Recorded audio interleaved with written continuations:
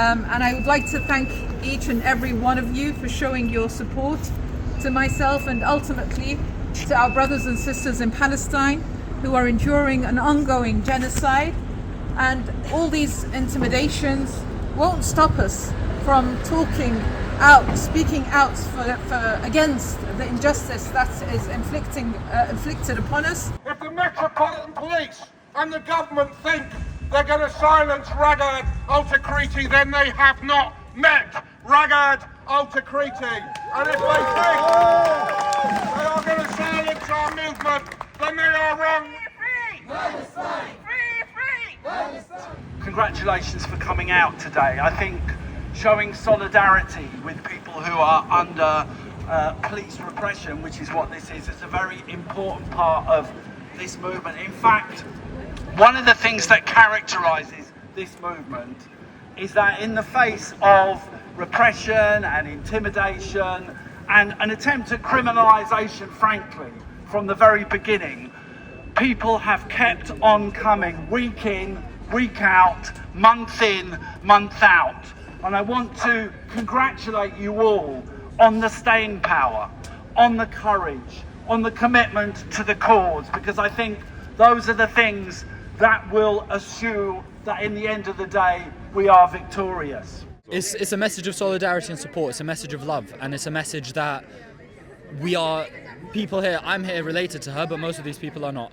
And we are connected by that tie of humanity.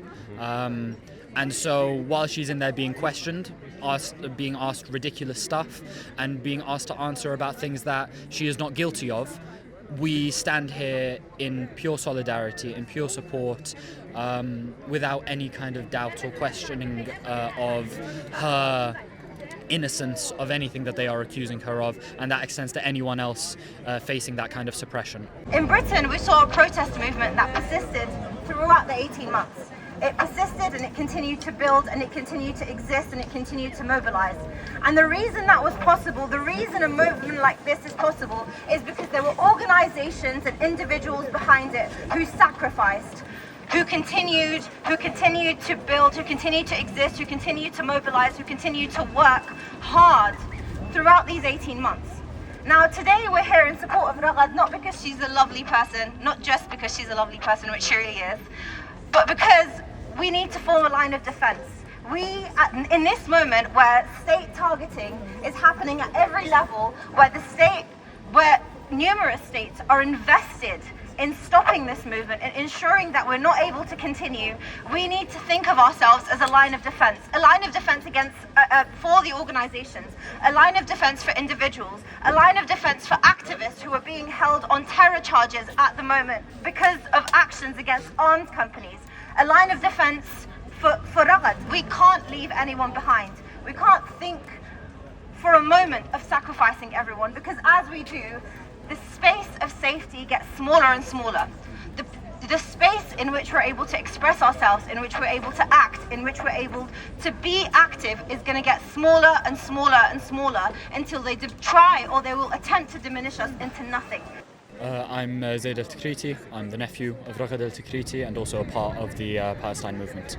So what brings these people here to protest today, and yourself as well? Raghad Altikriti was asked to come in for a police interview after a protest on January 18th. The police are kind of throwing around spurious accusations against the leaders of the Palestine Coalition and the Palestine movement, and so we are here in support and in solidarity to kind of tell both Holborn Police Station, the Metropolitan Police, and also the British state in general that we don't stand for this. This isn't an acceptable move, and we see it as an intimidation tactic, and we are calling their bluff. What do you think this is a sign of in the wider context of what's happening in Palestine and the UK's response to it? I think it's kind of indicative of the fact that there is a fear from the global world order about what the Palestine movement represents, that we, like I said, we're calling their bluff. We see the holes in the Zionist narrative, the holes in the Western superiority narrative, the fact that the British state, that America, that Israel, that the West in general can claim that they hold up human rights, that they are representatives of freedoms, when the fact is that Israel has been enacting a genocide for the last 18 months or longer, and that is exactly what the West has come to represent. And we are here as the representatives of the other side. We are trying to stand for human rights. We are trying to stand for freedoms. We are trying to stand for kind of global liberation for all peoples across the world.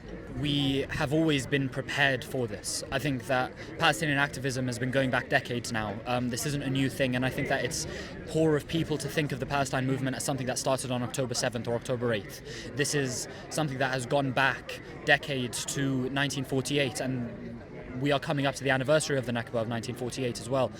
We are not deterred by the oppression, by the suppression of our voices. We are not scared or intimidated by the fact that state interests and state powers don't want us speaking. They don't want us to call them out on their crimes, on their violations of human rights and their violations of human dignity. And so the more they try and crack down on us, the more empowered we feel, the more ready we are to raise our voices, the more ready we are to say our piece and to stand on the right side of history, because ultimately we are confident that history will prove us to be correct in where we stand. Anyone who claims that our protest was anything but peaceful and law-abiding are false claims.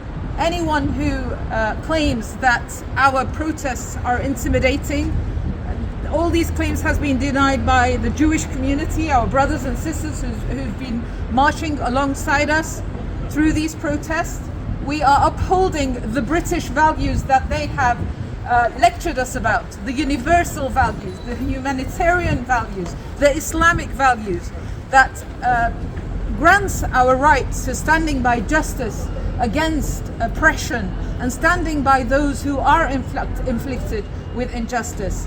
And all these rights are enshrined in international charts, and we will remain steadfast in supporting all acts of all the freedom and dignity for our brothers and sisters in Palestine, standing against any injustice or oppression and the crimes inflicted upon them. And this will not stop us. This will not make us deter us or silence us. On the contrary, today's support means a lot, not only to me, but to the people of Palestine, to your brothers and sisters who have suffered a tragedy, and they are still enduring this terrible crimes inflicted by the Israeli occupation. We say that injustice anywhere is injustice everywhere, and we will continue our path to ask for justice for the people of Palestine.